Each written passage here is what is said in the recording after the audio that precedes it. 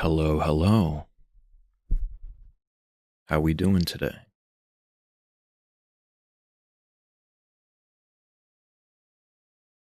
All right, what's going on, fellas? So today, thought it'd be interesting to go over games I played this year, movies, TV shows, you name it, and do a little review and ranking. So I've got these are all the games that I played this year, at least that I could remember and like keep track of. Pretty sure this is everything that came out this year. These 21 came out this year, and I'm going to rank them. This is unordered. And I have some columns hidden. So we're going to do games I played this year that weren't from 2023, movies, shows, and then actually ranking these games. RE4 the GOAT. It was pretty good. Spoiler alert, it's pretty good. But yeah. So I played RE4, Xenoblade DLC, Tears of the Kingdom, Street Fighter 6, Catgirl Sekiro, Mario Wonder, chess roguelike, Fire Emblem, streamer game, cringe game kinda, Souls game. I almost said Star Wars. What is this game? Harry Potter, Tom Howard's Wet Dream, Destiny's expansion. I couldn't play this, but I played it. Trash, horror, trash, roguelike, mid, good fighting game. TLDR. All right. Those are the games I played. I'm going to order them later. Check this out. Boom. Am I a master planner or what? These are the games that I played this year that aren't from this year. So I'm going to go over that real quick. I played Dragon Quest VIII on the 3DS, which is like the definitive version, right? Actually, incredible game. I put like 70 something hours into it. I did almost all the content as far as I'm aware. Really, really, really good game. I'm glad it took me like 3 years of going back and forth to finally finish this game. And I'm really glad I did. Would highly recommend. And I'm going to play Dragon Quest XI at some point, potentially on stream. Slay the Spire, I started playing like a month ago or something, maybe a little over a month. And everybody says this is the shit. It's like the OG card game roguelike, and I definitely agree. I only have like 60 hours on it, maybe. And my highest character is Ironclad at Ascension 17 or something. So I'm still not good at the game, but it is a really, really fun game. It's one of the most addicting games I've ever played. It most definitely passes the I'm up at 3 a.m., but I'm going to do one more run test. So yeah, would recommend. P5R. This is another one that took me like 2 years to complete, but I finally came back to it when it was leaving Game Pass. It was leaving Game Pass at the end of like 2 months ago, and I had like 5 days to complete the last 3 or 4 dungeons and the post game. So it was like a full-time job completing this. And I have some problems with the post game. No spoilers, obviously, but I think it makes a lot of the things that happen in the main game not as impactful. That's all I'll say about that. Metal Hellsinger I love this game. I love Doom, and this is like Doom, but a rhythm game with metal music. It's sick. And it just came out with a new expansion, actually, like a couple days ago or something. So yeah, I definitely need to play both DLCs on stream at some point. Caleb, what's going on? Welcome, welcome. Thymesia. However you say this game, it's a AA Souls-like game in the style of Bloodborne, and this game is actually fantastic. You can do everything in the game in like under 10 hours, but it's short but sweet, doesn't overstay its welcome. It has like just enough content. I just wish that there were more bosses, or that some of the bosses were harder or had more phases, you know? because some of the best bosses in the game are only one phase for some reason. But honestly, one of the best parts about this game, other than the skill tree and the parrying, like all the it's like really mechanically sound. Like for a double A game, it has a lot of good ideas, good solid gameplay. You feel good doing everything. Uh, but yeah, one of the best things about this game is that you can rematch all the bosses as many times as you want. You don't have to start a new playthrough to fight the bosses, which I wish every Souls-like game had, because the bosses are the draw, right? But yeah, this game's fantastic. I would give it like a 8.5 or something. Like for double A rogue Souls-like, it really hits the mark. You got home from a shoot, like a photo shoot. I know you've been hitting the gym, but you didn't tell me you were a model. That's crazy. Slime Rancher 1. So a lot of these games are from Game Pass, right? And Slime Rancher 1, no exception. I also played this like a week before it got taken off of Game Pass, and I'm really glad I did. I usually don't like these more casual, like comfy games, you know? Not usually my cup of tea, but Slime Rancher is actually a lot of fun. I beat it in like 3 days or something, and yeah, it's just a dopamine rush, you know? It's really cute, lots of dopamine, satisfying, really appealing color palette, like, it's got it all, and I'm gonna play Slime Rancher 2 at some point whenever it gets out of early access, so, yeah. Who got shot? Somebody get shot? No. I just went full... I just went full brain off. You're talking about Birdie Shoot. Yeah, he got shot. I shot like 2 people in my last stream, unironically. These people keep coming in and trying to get me to buy artwork, and I'm convinced they're bots at this point because it happens so frequently. And it's like the same format, you know? Any relators in the chat? Anyway, so next up is Prey. This quickly became one of my favorite games of all time, actually. It's very much like Dishonored meets Bioshock, which is kind of just what System Shock is, but yeah. It's a immersive sim, sci-fi, really, really solid, and there's like 5 or more ways you could do everything in the game. Just, if you can think of a way you can get past something or solve a puzzle, you can probably do it the way that you're thinking of, in some capacity. Like, after I 100% of the game, I would just like go back to certain sections to just think of ways to get in, and I thought of like 4 different ways I could do certain things that I didn't even think of during my actual playthrough. Like, this game's crazy, and I need to play the Moon Crash DLC at some point. Yeah, highly, highly recommend. And it frequently goes on sale for like $2 on Steam, by the way. Definitely pick it up.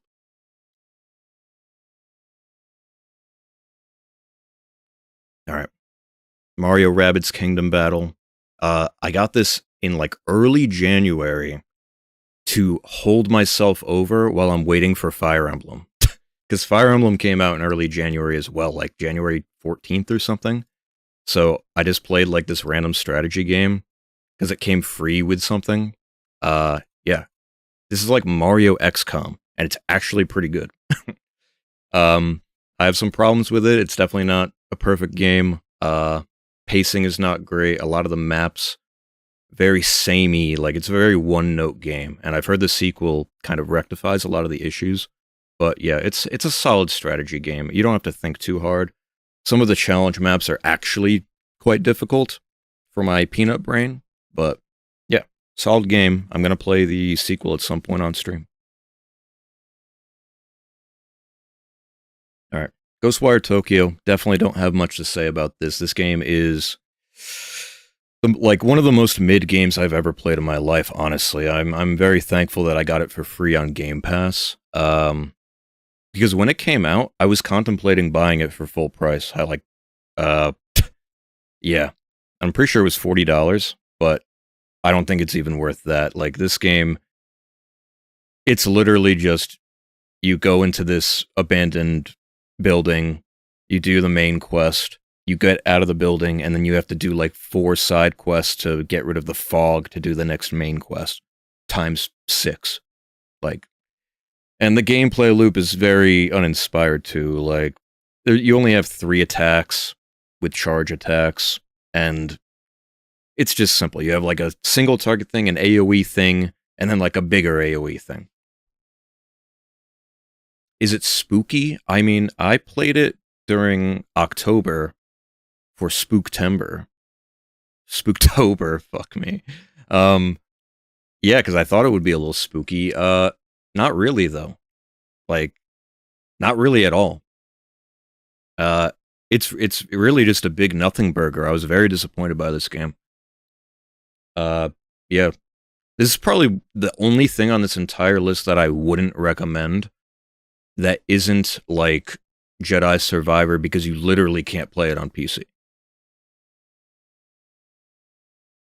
Yeah. I was big disappointed, unfortunately. Okay. Well, yeah, okay.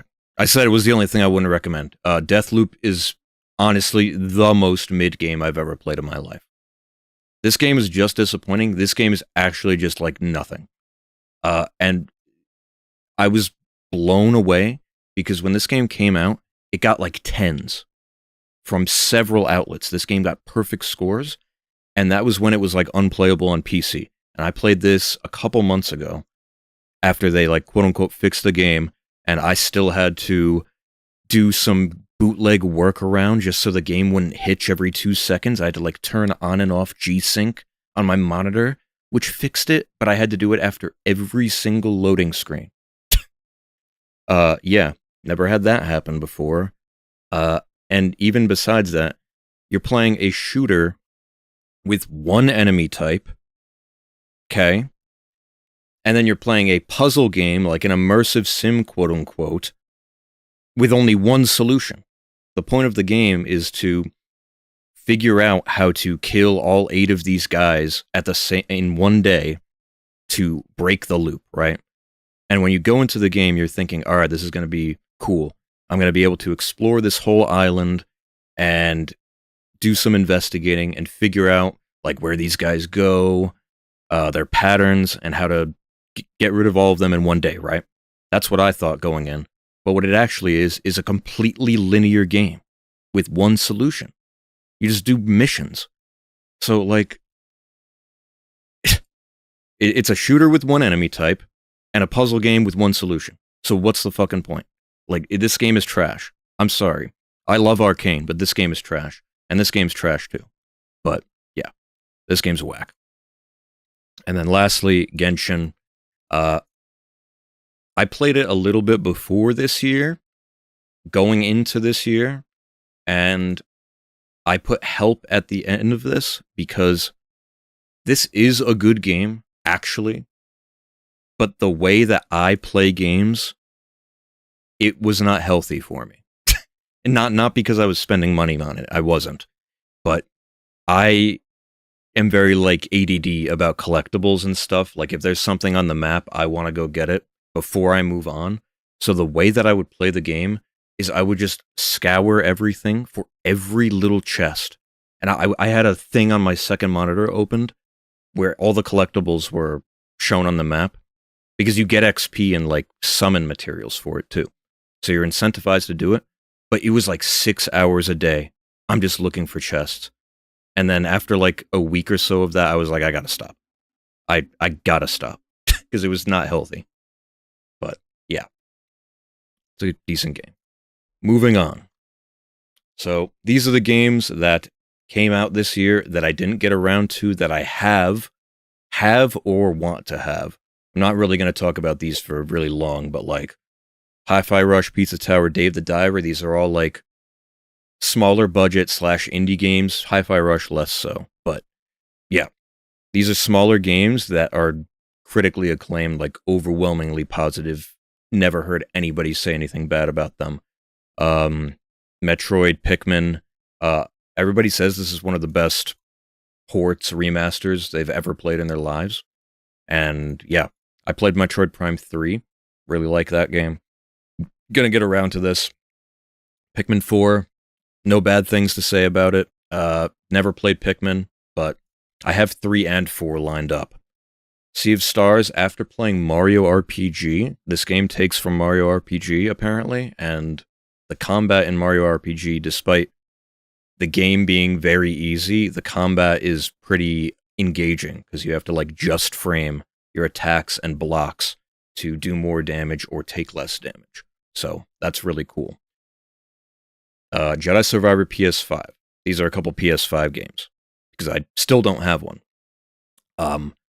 I could not play Jedi Survivor on PC. I played it for just under 2 hours, and I refunded it. This is one of the only games I've ever refunded, because I could not run it. And you still can't run it, and I think they abandoned it.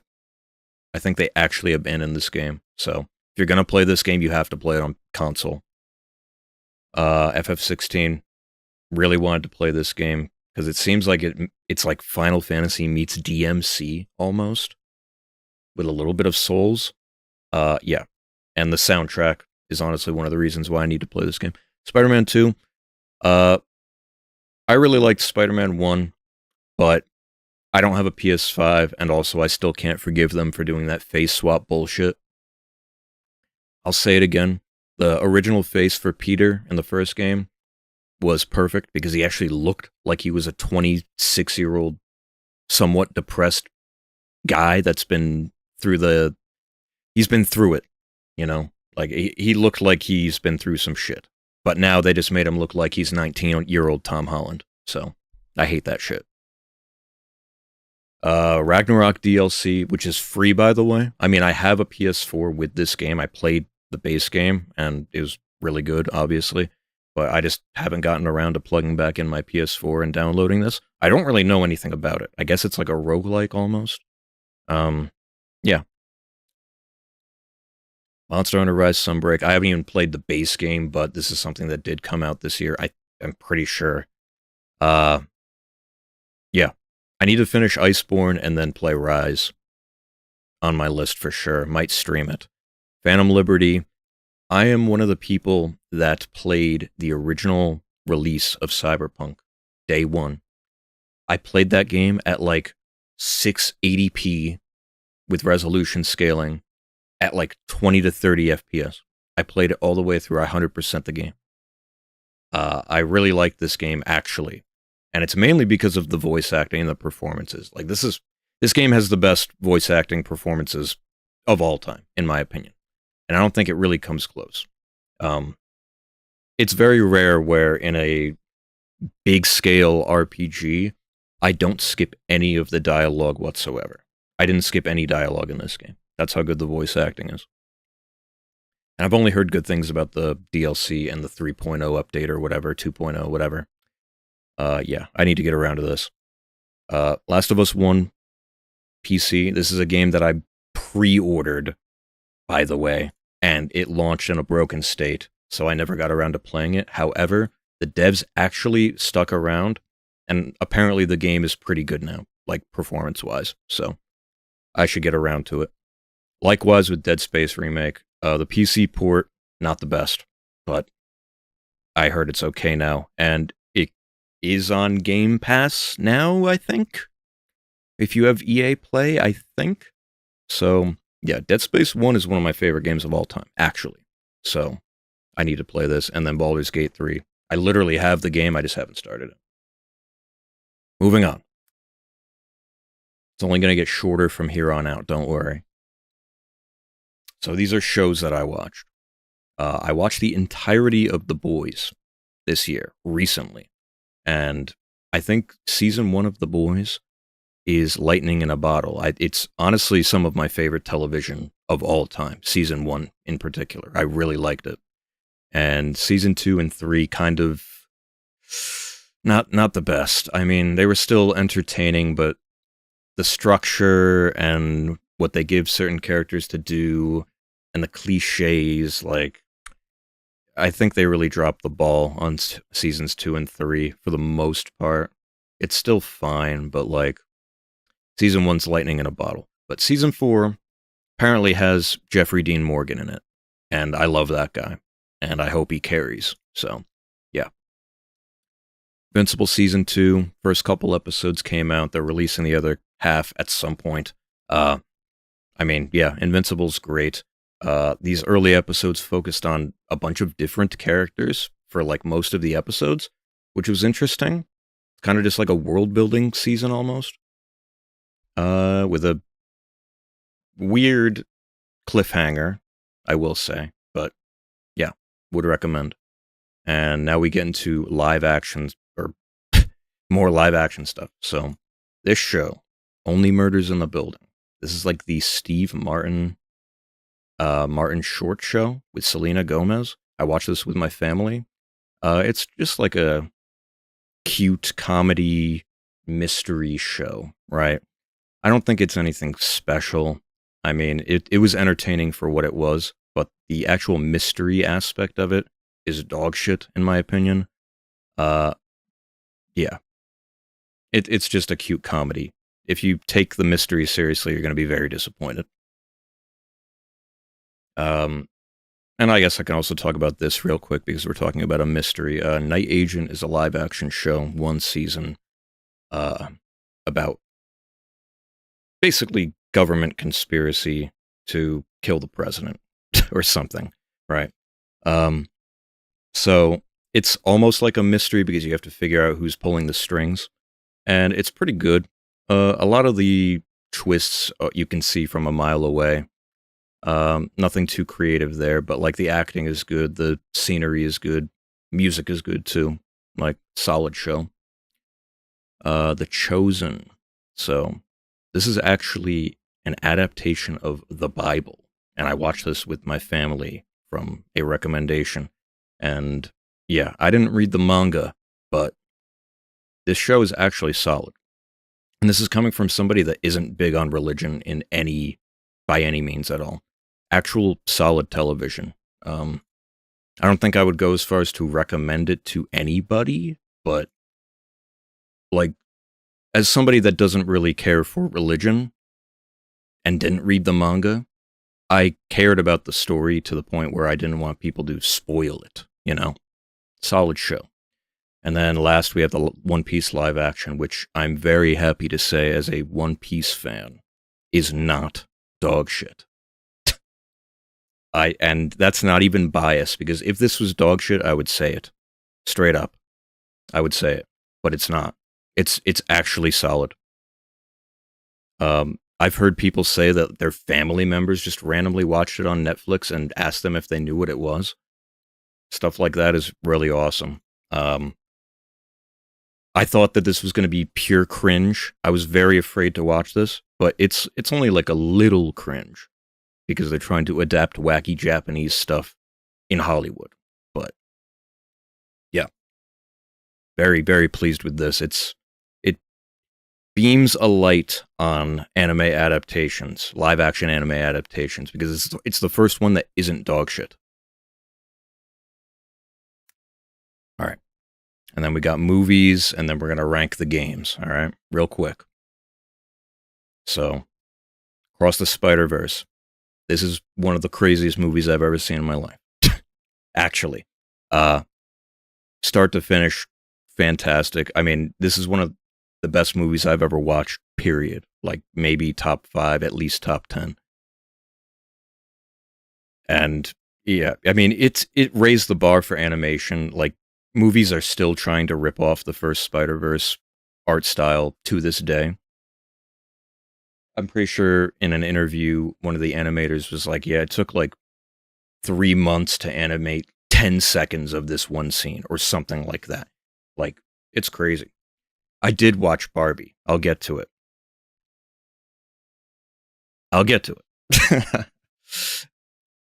But yeah, Spider-Man Across the Spider-Verse. I will say I watched this when I was struggling with motion sickness, and after I left the movie theater, I literally could not walk. That's how much motion fuckiness there is. But yeah, one of the best movies I've ever seen, honestly. I don't know if the movie awards, what are they called? I don't know if that happened this year, but I wouldn't be surprised if this was like a Best Picture nominee, high key. But something that definitely is a Best Picture nominee is Oppenheimer. I'm sure everybody on Earth has seen this movie. I mean, it's fantastic. Does not feel like 3 hours, mainly because there's like no downtime, but also because there's constantly music playing in the background, which modern movies don't really do these days. Like, movies tend to not have a lot of background music unless an action scene is happening. But this movie is constantly playing music and different music too. Nothing's really repeated. So it makes the fluidity really, really nice. Like, it does not feel like it's 3 hours. Fantastic. And I mean, like, nothing even blew up till the end, and I was entertained. So, yeah. Now, this is a movie, Maestro, Bradley Cooper. Yeah. What am I saying? All right. This movie, Maestro, Bradley Cooper directed and starred in it. I actually watched this like a couple days ago, but I'm putting this on the list because it came out this year. Um, yeah, this could actually be my favorite movie of all time now, or like one of the best movies I've ever seen in my life. um, could be my favorite movie, uh, because it makes me feel things. And I know that's kind of vague, but I'm not going to spoil anything. But this movie, Oppenheimer, is a movie where you're kind of just watching people talk. But Maestro is a movie where you're watching people talk and you kind of just feel like you're spectating. Like in Oppenheimer, it feels like you're watching scenes in a movie, right? But in Maestro, because of like the way people are talking and the fact that when they're talking, the camera does not move, it really just feels like you are watching them from outside of a window or something, like real people talk. That's the best way I can describe it. And it makes me feel very several emotions. Crazy movie. Would highly recommend. I don't want to talk about it too much. You should just watch it. Okay. Barbo. Yes, I watched this movie. Everybody says it was good, and I agree, it's good, but I don't think it was like a 9 out of 10 or something. Like, it's fine. It's funny. Like, legitimately funny movie. Went by really quickly. I think it's like an hour and 40 minutes, and it felt like 1 hour. Uh, yeah, solid movie. The message is good, and I feel like the message is why everybody is bumping it up like 2 entire numbers on their reviews, which, you know, that's just bias, but I think objectively speaking, it's like a 7, high 7, low 8, solid movie. Like it's not like a girly movie. Like anybody can watch this. It's funny. Barbie made you feel things. Hey man, you if you watch Maestro, you'll know. John Wick 4. So I actually only watched the first 3 John Wick movies like last year in a row, and I am not disappointed. I mean, I thought 2 was kind of whack, honestly, but I mean, it's still fun. It's just like popcorn food. Of course, it delivers in the choreography, everything. I mean, ending is a bit questionable. If you know, you know. But yeah, solid movie. All these movies are really fun. You could just watch any of them at any moment. That shit too girly? Uh-oh. Sorry, guys. I shouldn't have said that. All right. Mario movie. So, I went to see this with like 9 friends. Like, I went to see it with a couple of my friends and then a couple of their friends. And let me tell you, this has nothing to do with the movie, by the way. But I went to see it, and then this fucking kid, there was this little like 4-year-old kid. Every time something appeared on the screen, he would like cry. He would cry throughout the whole movie. And, you know, it's whatever. But the mom that was with him would just like turn and start filming him on her iPhone or something while he's crying. And she didn't do anything about it. Everybody in the theater was pissed at this kid and the mom. It was crazy. It was like the most miserable movie experience I've ever had. But anyway, anyway, fuck that mom. Anyway, movie itself is a pretty solid family movie. Uh, Charlie Day, Chris Pratt. I mean, everybody does well. I mean, ironically, probably the weakest performance is Chris Pratt as Mario, but it is what it is. I hope they make more of these. They're going to make a Zelda movie, apparently, and I really hope they don't fuck that up. But, yeah. Solid family movie, would recommend. Guardians 3, I'm not going to say much about this. It's fine. It's not like the best movie I've ever seen by any stretch of the imagination. It's got a decent ending. I think the story is kind of whack and at times counterintuitive to the theme, but it's still funny. And if you were... you're gonna cry in Zelda? Was that you in the Mario? Was that you in the Mario movie? Caleb was filming you crying? Anyway. If you want to talk about funny movies, Mission Impossible Dead Reckoning Part 1 is the funniest movie I've ever seen. I went to see this movie while I was going to a friend's wedding, and we got there the night before, and we had nothing to do, so me and my brother just went to go see this, and we were the only ones in the theater. And we were just dying laughing the whole time, dude. This movie is hilarious, because we just don't know if it's taking itself seriously or not. Because, like, somebody will say something really serious, and then you'll hear the Mission Impossible theme with Tom Cruise running on the fucking roof in the background with, like, no focus. And, like, Tom Cruise, unironically, drives a motorcycle off a cliff for real in this movie. Like, it's a real stunt that he did. And that you can watch, like, a little video that the producers made about filming that scene, and they all thought that he was going to die, that he was just killing himself. He actually drove a motorcycle off a cliff. He's an insane person, and this movie is very funny. Very, very funny. And I don't know if that was the point, but it's a funny movie. All right, boys. So, let's get rid of that.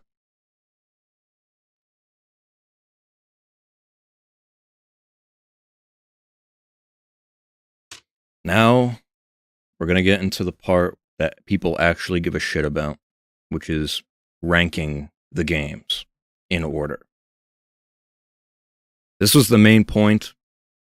This was kind of the cream filling of the Oreo, but yeah. Now we're getting to the good stuff. So, number 21. Obviously and unfortunately,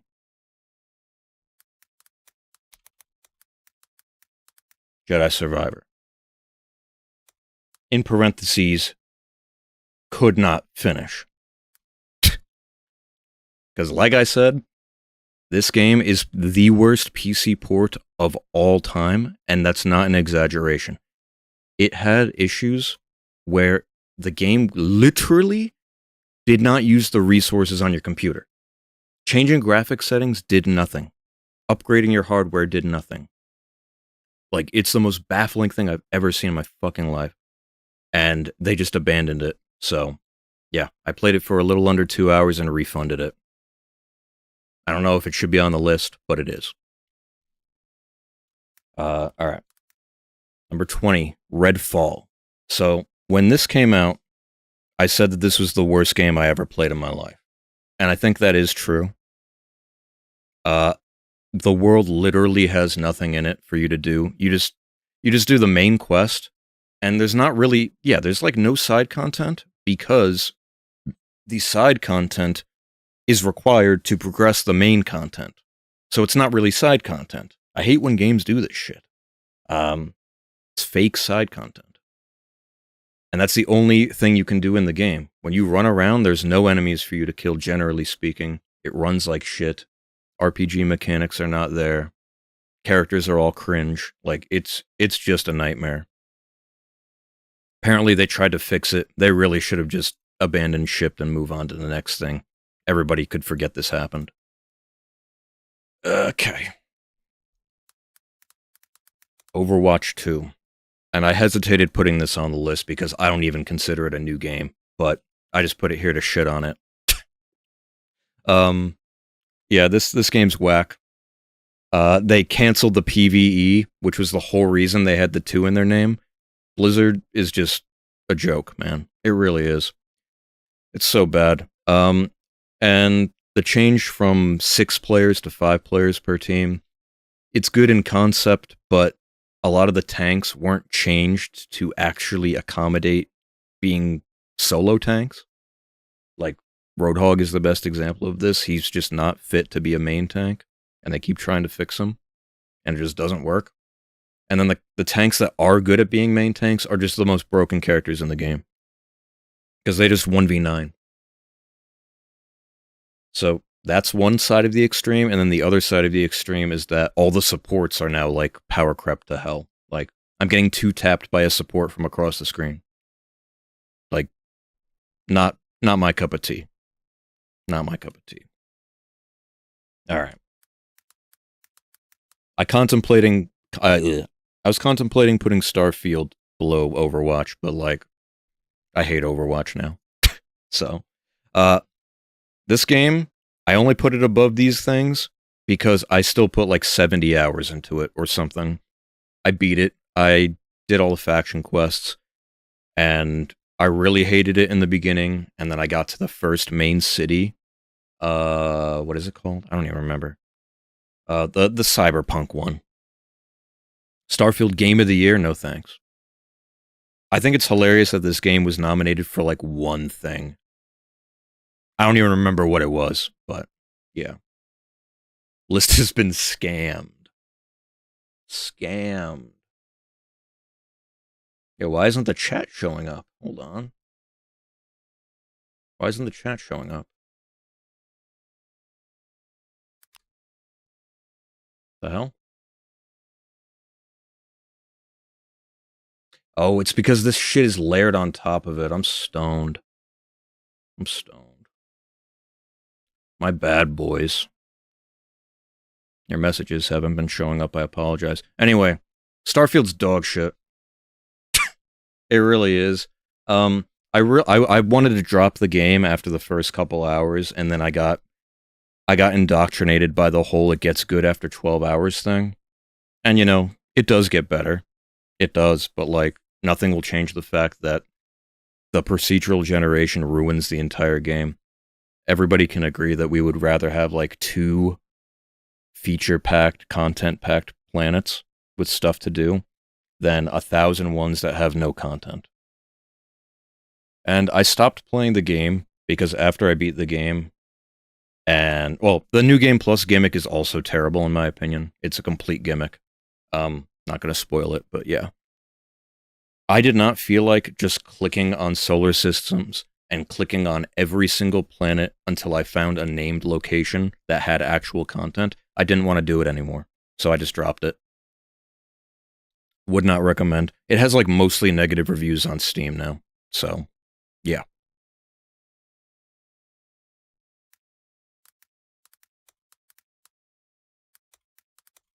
So now we have Chess Roguelike. Shotgun King. This game's tight, but the reason it's this low is because there's not a lot of things to do. It's a roguelike with not a lot of builds. There's like 5 or so weapons and not that many augments that you can unlock. So if you just find a playstyle, you can kind of just do that one thing. There's rarely a run where you just don't find whatever you want. And in a roguelike, that's kind of like the whole point, is being able to find different stuff and adapting. And you can't really do that in this game. That's basically it. It's solid for what it is. It's a couple dollars. You can get a couple hours of enjoyment out of it. It's fine.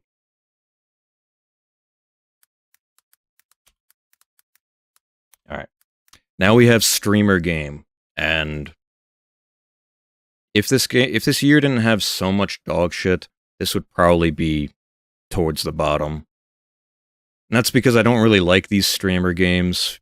Among Us, what is that other one that people were playing? Phasmophobia, stuff like that. It's not really my cup of tea. I don't really buy into the whole streamer game thing because people just watch streamers do it with other big streamers that are Twitch acting and hyping it up, right?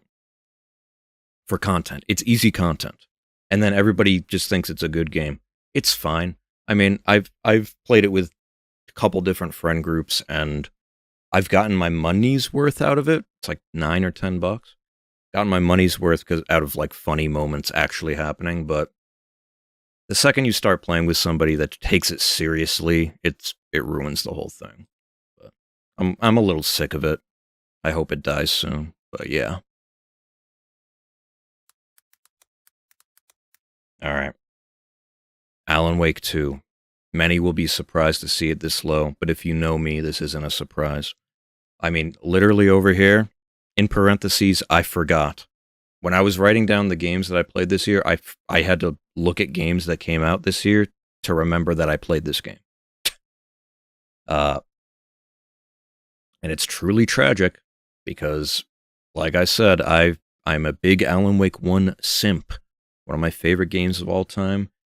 But I just had a horrible experience. I made a 45-minute video about this game and the horrible experience I had, and some objective criticisms about it too. If you're curious, check out that video. Would appreciate, but yeah. Everybody sucks this game off, and I think it's just blind because it's weird, and it does some different stuff, and it has that musical scene that everybody loves. I think the reviews are a bit inflated because of that, and my proof of this is because the New Game Plus came out with new content and a new ending. And nobody played it. Nobody talked about it. Nobody played it. I didn't play it. Nobody I watch played it. I haven't seen any videos on it. Nobody gives a shit about this. People pretend to give a shit about this because of the musical scene and the theme and stuff like that. But this game is actually just mid, and it breaks my heart because Alan Wake 1 is one of my favorite games. Yeah. It is what it is. You're skipping it and you play horror, gives you a shit vibe. Yeah, I mean, the horror aspects on it too are definitely a mixed bag because the first game was like a thriller, right? It wasn't a horror game. This game, they went in on horror, and it's just a bunch of shitty jump scares that you can't predict. That's not scary. There's nothing actually, well, okay. There's like one part in the game that's actually scary without jump scares, but then they just add 20 jump scares anyway. So, and it's supposed to be a survival horror game, but you get completely capped on your inventory space halfway through the game. So you never have to worry about the survival aspect either. It's just a nothing burger, man. I hope the DLC is good. All right. Oh, shit.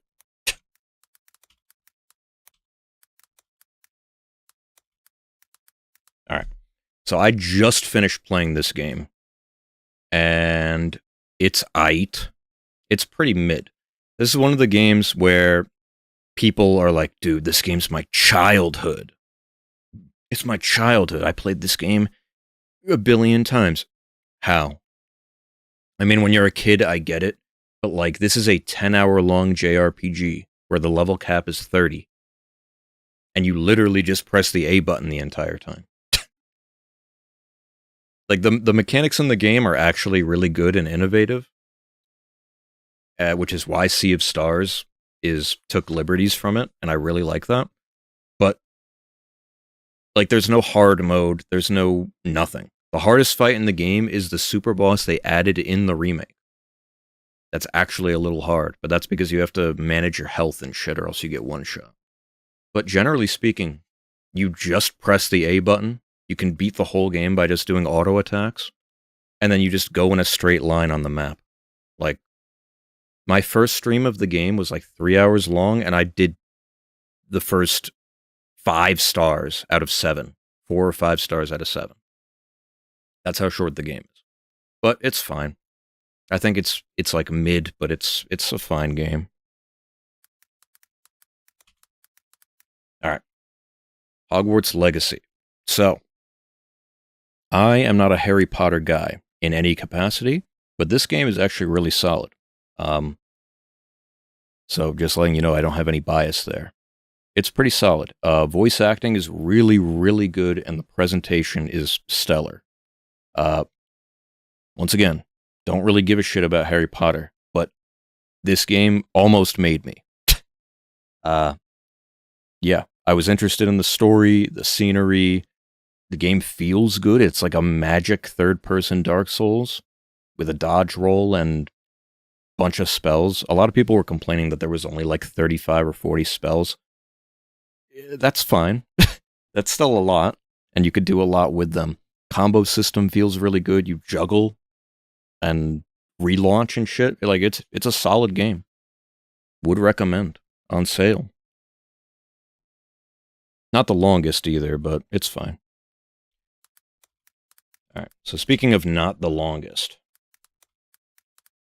20 minutes till dawn. So this is a Vampire Survivors-esque roguelike, where the gimmick is that the runs are 20 minutes long and you have to survive until it reaches 0, with it getting harder as it progresses, right? And then there's, I think, 10 levels of heat, either 10 or 20. I think it's 20, actually. So every run you complete, it gets harder with a different modifier. And then there's like 10 characters with 10 or 11 guns that you can mix and match. So yeah, you can do a lot of stuff in that game.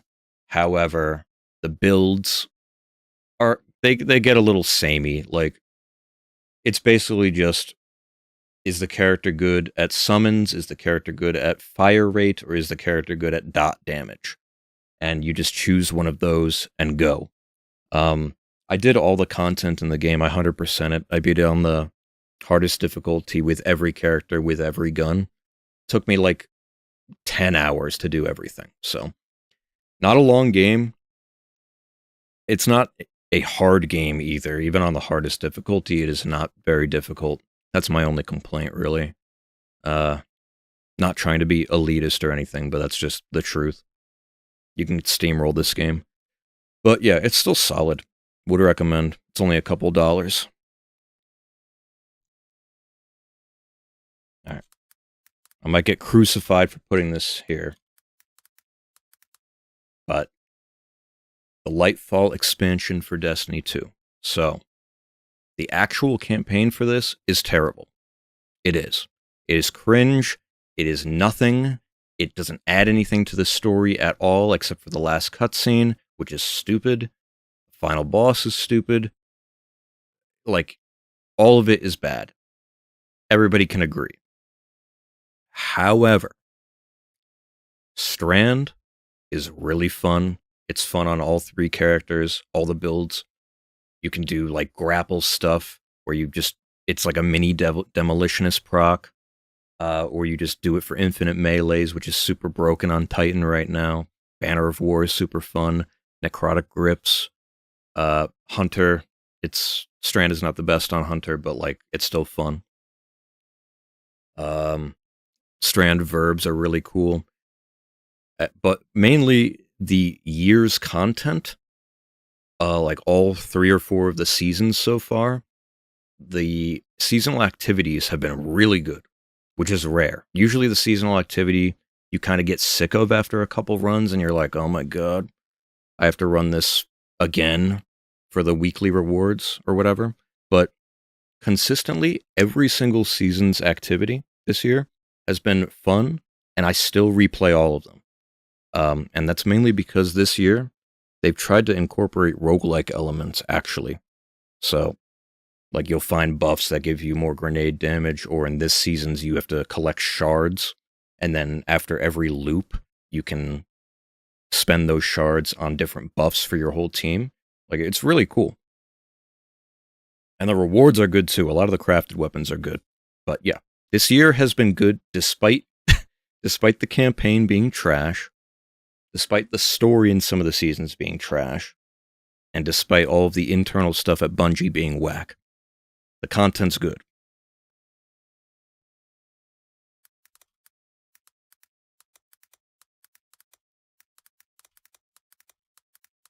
Alright. Zelda. Honestly, I thought about putting this lower, but it does break the top 10. And, which is funny to say because I put 100-something hours into it. I 100% the game without Korok seeds. It is what it is. I can't be fucked to do that. But yeah. It's a good game. However, I will maintain my opinion that Breath of the Wild with Tears of the Kingdom mechanics is a better game than Tears of the Kingdom. And honestly, Breath of the Wild without the mechanics is probably still a better game than Tears of the Kingdom. Which I could get crucified for, but I think it's the truth. Tears of the Kingdom does not add that much to the table. It adds the mechanics. Ultra Hand is fantastic, and it's probably going to be attempted to be ripped off by a bunch of people in the next decade. Like, it is that impactful of a mechanic where all the developers are probably like, why didn't we think of this? And they're going to rip it off. Just like every open world game has a paraglider because of Breath of the Wild. Yeah. Mechanics are good. Building is really funny. Endless possibilities there. However, my problem with the game, the story is like the worst. It had potential to be the best, and it was just the worst. The fact that you can find the story cutscenes from the tiers on the ground out of order. Out of order. What's going on, Josh? And you can find the cutscenes out of order, and I literally did. I found like the first one, and then I found the second to last one. So the whole story was spoiled for me. Because I found it out of order. How? I don't understand how this is an out of... I don't understand how they didn't think of this. Like, they very easily could have just made it so every tier that you find plays the next cutscene in order. But they didn't. They made it tied to individual cutscenes statically. So I found the first one, and then I found the second to last one. So the whole story was ruined for me.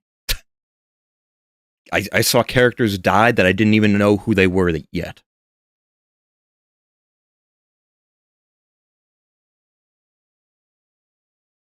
How am I making a list when you only see me on Destiny 2? I'm doing those activities, man. But yeah. Story is whack. The way it's told is whack. The fact that when you beat the dungeons are also not great. Half the dungeons in this game I beat in like half an hour, which is a joke.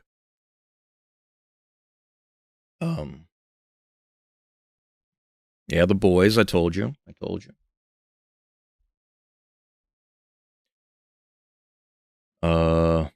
was I saying? Oh yeah, the dungeons are trash. I beat them in half an hour. And then the bosses, actually the bosses are good in this game.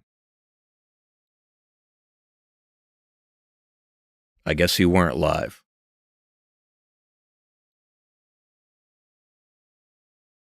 Damn. VOD watchers skip 30 minutes. But yeah, dungeons are whack, bosses are good for the most part. But the main thing for me that sucks is the shrines. And the shrines are supposed to be the best part about these two modern Zelda games. In Breath of the Wild, you go into a shrine, you do a puzzle. Might not be the hardest thing in the world, but it's still like something to scratch your brain, right?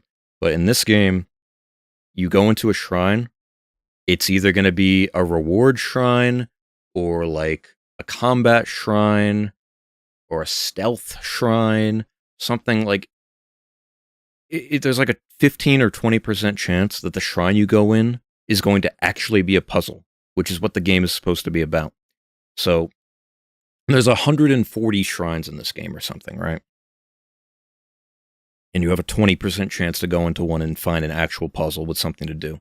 That's my biggest problem with the game. It makes it... I just roll my eyes whenever I go into a shrine and it's a reward shrine or something. Like, I'm sick of it.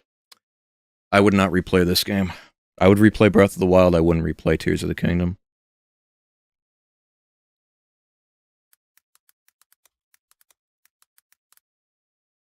Amnesia the Bunker. So, I never played an Amnesia game before. I did, however, play Soma. I think it was last Halloween, right? The one before this, on stream, and it's made by the same people. And I really love Soma because it kind of scratches that Bioshock itch, that dystopian underwater itch. Uh, yeah, I really love Soma. I don't know why I'm still talking about Soma. I love Soma, and I really like this game too. And it's like a proper Amnesia game. I think the Amnesia elitist community doesn't like this game as much because you don't have like an insanity meter or whatever. I guess in the older Amnesias, if you looked at the monsters, you would go insane and shit and then die if you looked at it for too long, right? But this game doesn't have it. But the monster is really fun. Going into an area and then seeing a hole in the ground, knowing that it could come out of there at any moment, baiting it to come out, using your resources to try to get it to run away. It's like a scary version of Mr. X from Resident Evil 2, right? And I really like the World War II or 1, whatever it was, setting in the bunker. Yeah, everything about that game is cool. It's short and sweet. It definitely has replay value for efficiency. Big fan. Was pleasantly surprised. I thought I was going to not like these games.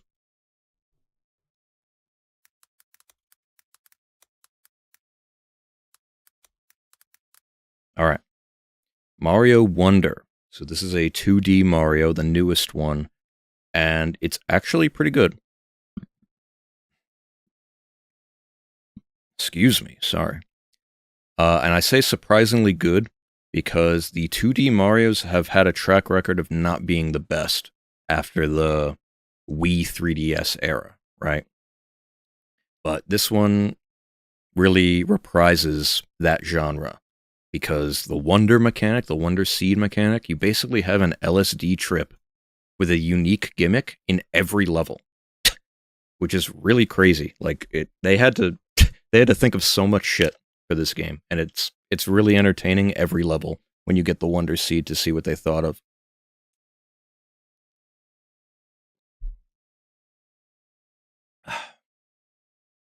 Yeah, it's also aesthetically pleasing. The color palette in this game, very like I'm not sure how to describe it, like cotton candy, that kind of shit. Really aesthetically pleasing. Just a solid game overall. I suck at 2D platformers, and I was able to enjoy this game. Would recommend. I 100% it. Some of the last levels are actually hard, but yeah, you have to play more Mario Wonder. It isn't clicking. I mean, if you don't like the Wonder Seed mechanic, then you're not gonna like the game. That's all it comes down to, I think. All right, what's up next? Oh boy.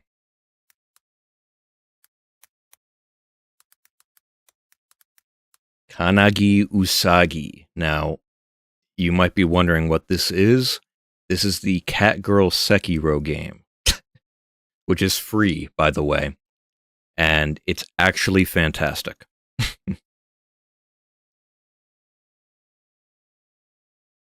You love 2D Mario, but the Wonder mechanic isn't fun. They'll beat it in 3 days. Understood.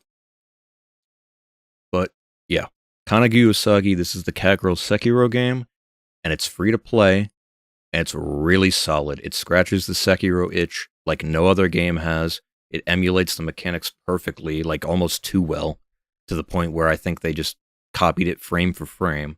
But yeah, good amount of content. You can 100% the game in like half an hour or something. 45 minutes, depending on how good you do on the bosses and if you flawless them. But yeah, it's free to play. Sekiro clone with cat girls. It's this high because of how well it emulates that game. I'm very, very pleased with this.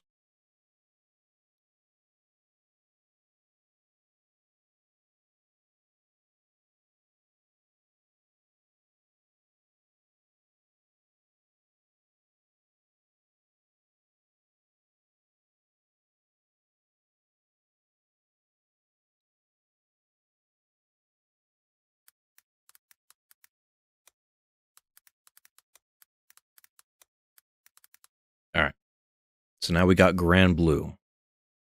Grand Blue 2 asterisk, even though it's a sequel, but it's more like a title update, let's be real. This is like Ultra Grand Blue, basically.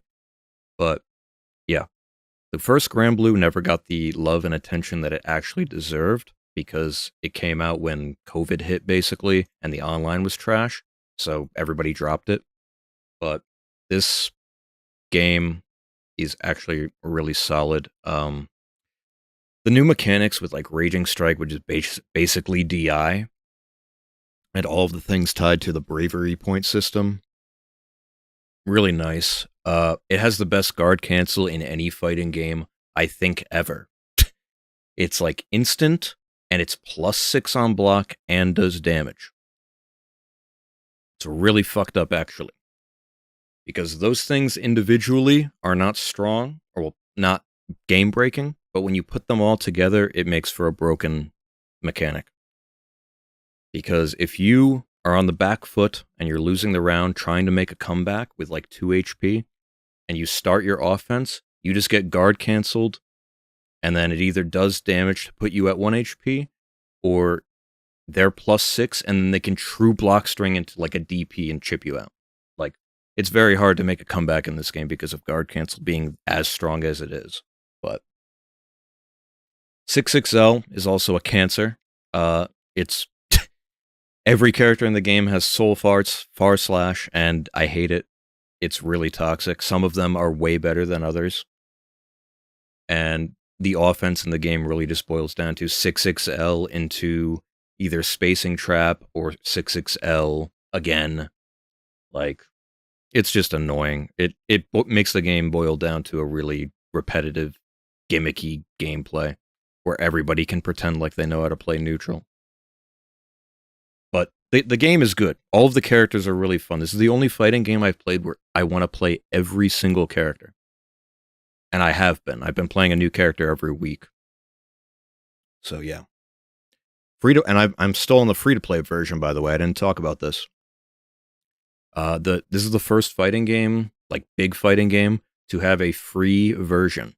And the free version has everything available to it, basically. The characters are on rotation, yes, but you can get to the max rank in this game. You can go into practice mode with every single feature available, frame data, everything.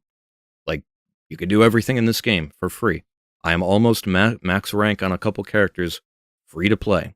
I'm trying to do it as a meme, but I'm also doing it so I can digest characters at a weekly pace.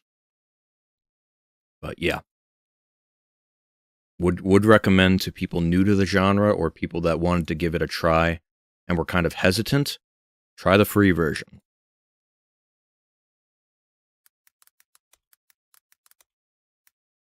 All right. Didn't Killer Instinct also have a free-to-play rotation? Something like that. I know there was a free version of one of those games, but this is the first, like, AAA, like, really big one. I know KI was, like, a Microsoft-sponsored game or something, right? But it wasn't really the highest production value is what I'm saying. Anyway, if you want to talk about production value, Street Fighter 6. This is the first fighting game that has really felt like it's a next-gen fighting game. You know what I'm saying? Graphically, animations, backdrops, the effects, hits the mark on everything. Supers, specials, the like ink effects on your system mechanics. Game's beautiful. It really is. And it's also the best launch of any fighting game, I think, of all time. Amazing netcode, feature-packed. Anybody can pick up this game, and if you just want to do World Tour mode, you're good to go. Apparently it's good. I still haven't done it, but yeah. Anyone can play this game and get fun out of it. The only real complaint about this game... Why am I blanking? Give me a second here.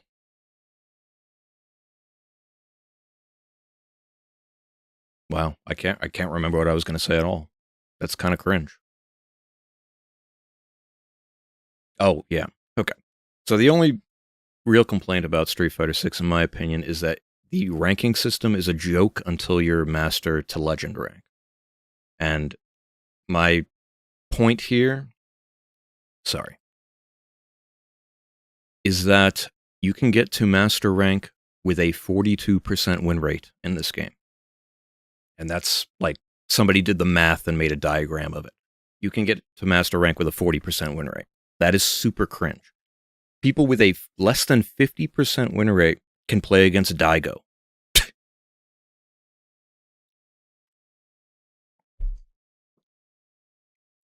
You know what I'm saying, though? Like, I got into master rank with Luke with like a 75% win rate or something, and I fought the worst Ken player I've ever fought in my life. He literally just did Dragon Lash and DP. That's it. He was master rank. And then after that, I played against IDOM's Manan and Brian F's JP. Back to back. They're, yeah. The rank is a joke. And thankfully they added legend ranks, so now like the actual top tier players can have their own rank, and then the rest of us can just be master. But yeah, that's my only complaint about the game, other than Drive Rush being a little too good, Raw Drive Rush, I mean, being a little too good, and enabling people that don't know how to play neutral to just pretend like they know how to play neutral. That's like the problem with both of these games. Yeah.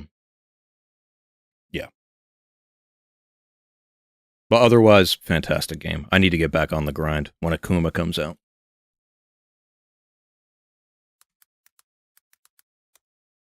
All right, I'm jingling the keys. Everybody wake up. I'm talking about Resident Evil 4. I need to put a jingling keys green screen effect on. All right. RE4 Remake.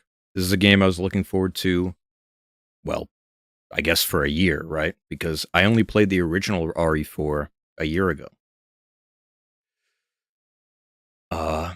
Yeah, and I really liked it. I had to come back to it because it made me motion sick, actually. I had to do some stuff with some files to change the FOV or something to make it playable for me. But yeah, I really liked the original. And I don't think that this game replaces the original. I think that was a fear many people had. But I can safely say that it doesn't replace the original. If you don't like this game, you're still good to play the original. Don't worry. That being said, I do think it's a great remake. They did cut some of the content, which is a bit questionable because I think if there was a game you weren't going to cut content in, it would be this one because this whole game is just about having fun, not too long, little arenas to fight in. Like, the more the merrier in this game. So I'm a little disappointed they cut some things, but everything else is really good. I really like the way that the RE engine looks. I think that might be a hot take. It does have some graphical bugs with like shimmering and stuff like that, and you have to mod in DLSS. But overall, the game looks great. Voice acting is good except for Ada, which is like the worst thing ever. I'm sorry, not sorry. The DLC was good. Gunplay is good. Guns feel great. Progression is fine. I feel like the progression is better in the first game, somehow. The little trinkets that you can earn in the shootout sections, kind of just gimmicky, not really super impactful. But yeah, this game's really good. I need to replay it again on professional. I want to unlock all the shit, but yeah, I'm gonna play it again soon, for sure.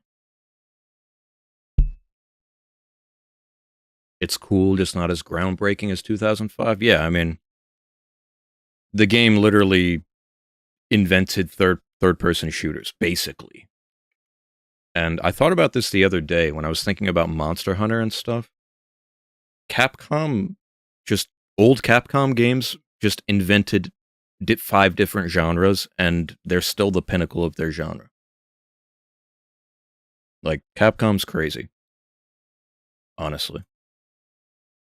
But I still really like this game. Okay, well, back to this real quick. It's definitely not as goofy as the first game. What my My favorite part about the original game is just how unabashedly goofy it is. With the QTEs, which, I mean, the QTEs are annoying, but, like, it's still funny watching Leon run away from a fucking 30-foot tall boulder for 45 seconds. Fortunately, not many QTEs in this game. But the goofiness factor in the remake is much lower, unfortunately. Like, what's his name? Ramon? They made that guy look stupid in this game. And in the original, he just looked like this little midget guy. And the voice is way better in the original, too. I'm really sad they kind of fumbled him in the remake, but yeah. I miss the goofiness of the original.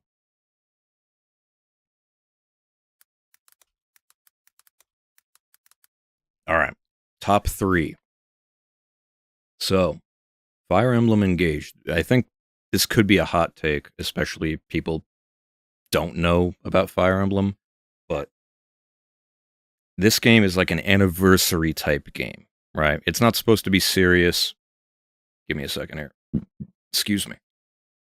It's not supposed to be serious. It's supposed to be a celebration of the series, right? Bunch of nostalgia bait. But it actually has like the best gameplay in the entire series, in my opinion, from what I've played. From what I've played of the series, that is. Basically the gimmick of the game is that you have your units, but then the nostalgic like main characters from other games, they're JoJo stands inside these rings, basically. And the rings that you equip to your units give them different skills, stats, gimmicks, all that stuff. And you can mix and match them however you want. The game, yeah, it works fantastically. Some of the enemies have the rings as well, which you have to think about. It looks stupid to you. That's because it is. It has the worst story. It has the worst story and like some of the cringiest characters of all time. I would skip the cutscenes, but the gameplay is the best in the series, in my opinion. And that's what matters in a game like this. Yeah, your main character looks like a Colgate toothpaste bottle, unironically. Yeah, I didn't play the story DLC. I really need to get back into it. 20 new sword characters in the next Smash. But yeah, basically it's up here because the gameplay is the best in the series, and that's all that matters in a strategy game like this. It plays very well too, like it feels good. Three Houses did not feel very good. And they also made a lot of graphical updates in this game. I went back to finish a Three Houses playthrough after I beat this game, and Three Houses looks like fucking shit compared to this game. I don't know what magic they did, but yeah, this game looks great. All right. Top 2.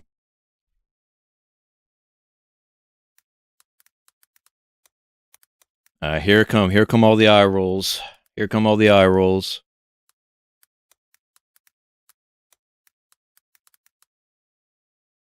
Here it comes. This is the game, the JRPG that I played probably a collective 200 hours of on stream. And everybody was sick of it, but I don't give a shit. Xenoblade 3, the base game, has a bunch of issues. It's not my favorite game. Like, the story is not the best, and the side quest structure being revolved around, like, these guys and the letters of the alphabet, not the best. But this is the expansion, which is a prequel with the main characters from the first game and the second game and some new characters, right? And it's just fantastic, man. There's not a dull moment in this. It's like 20 hours long at max, and it's just feature-packed. Really solid bosses. The gear is cool. You can pair up your units to do different special attacks. The theme of the story really resonated with me, actually. It's a very optimistic story. I'm not going to say much after that, but yeah. This was everything I hoped for, a little less than what I hoped for. I wish that the old characters had more of a important impact. But yeah, they're still fun to play. And the story is fine.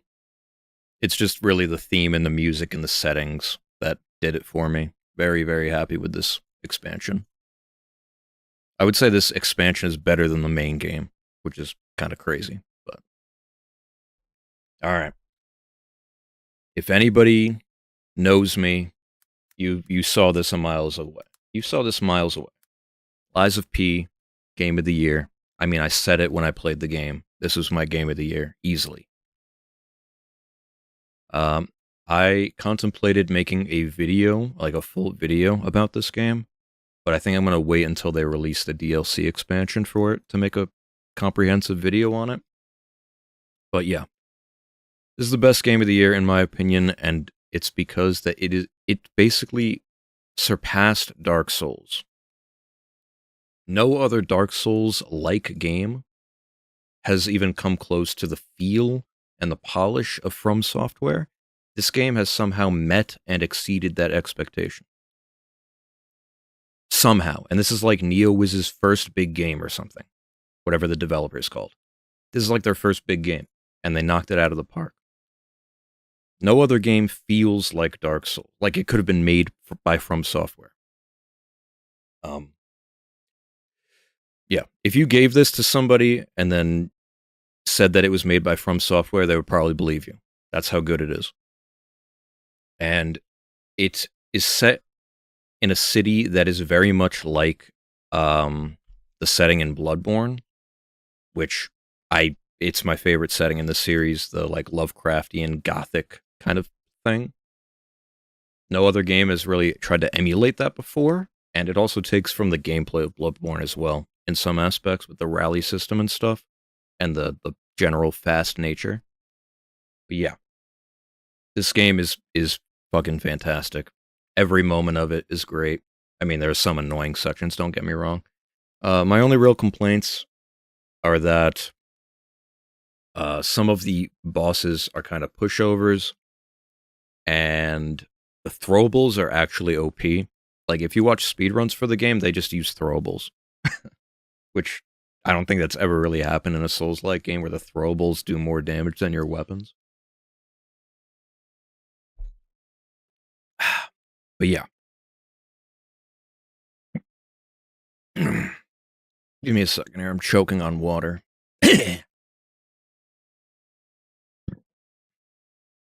All right. And my only other major complaint is that they nerfed the game way too hard. And this is sounding elitist, and I guess it kind of is, but when the game came out, some of the things needed to be changed, yes. Like some of the drop rates just giving you actual useless shit. That needed to be changed. But everything else they changed about the game was not needed at all. They made the game a complete joke in post-production. Like they nerfed a bunch of the bosses. Like they nerfed the boss where the whole point is an endurance test with a massive HP pool, and then you get to the second phase, and then it's fucked up. They nerfed the HP on that boss by like 30 or 40%. So you took away the whole point of that boss. And they nerfed the HP on a couple other bosses too. They nerfed the HP on the final boss. Come on. They made everything easier to stagger, like twice. They made that change. They made the stagger window larger, so when you see the white around their health bar and you need to do a charge R2, they increased the window for that like 2 times. They increased the drop rate of soul items, so basically the currency and what you use to level up. They increased the drop rate of the items that you use for that, and also the drop rate of the raw number of souls you get for killing an enemy. So you're getting more XP and money 2 different ways now, as compared to the first patch. So that's another way the game is easier. They made it so every point of capacity gives you more points of equip load. So that was one of the hardest parts about the game, is managing your inventory, because a lot of the strongest gear weighed a lot. So you had to weigh your options, no pun intended. Now you don't have to do that. You can just get a mid-roll with the strongest gear, no questions asked. Like, When the game came out, game of the year. If I were to replay the game now, I would probably just down patch. Not gonna lie. Sounds elitist, but that's just my opinion. I do want to play it again soon. I definitely am looking forward to the DLC and the sequel. They said they're making a sequel. And if you know, you know. The post-credits cutscene, if you know, you know. That shit's gonna be crazy. Yeah. I could go on and on for 40 minutes about this game. Like I said, I wanted to make a video about it, but yeah. Game of the year, free. Okay, real quick. The music is also top tier in this game. They did not have to go as hard as they did for the boss themes and also the vocal tracks that you just get on records. Like, they didn't have to go so hard? A lot of people aren't even going to listen to that stuff because, well, it's tied to a mechanic, but yeah. This game hits every single mark for me. Like, it's one of my favorite games of all time, and it is high-key the best Souls-like game, better than actual Souls games.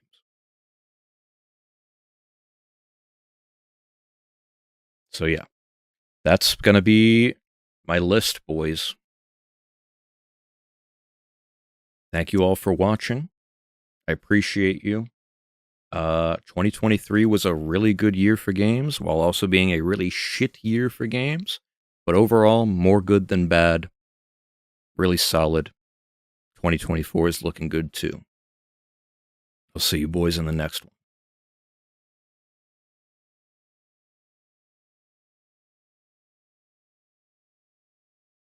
All right, cut. Cut the video. Cut the video.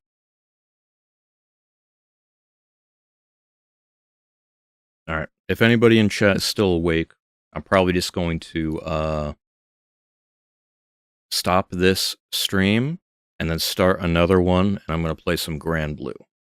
So if you want to stick around for that, refresh the page or whatever. If you're going to leave, that's fine too. I appreciate you guys stopping by. This was fun to talk about for like an hour. Yeah. All right. I'm going to restart the stream. See ya.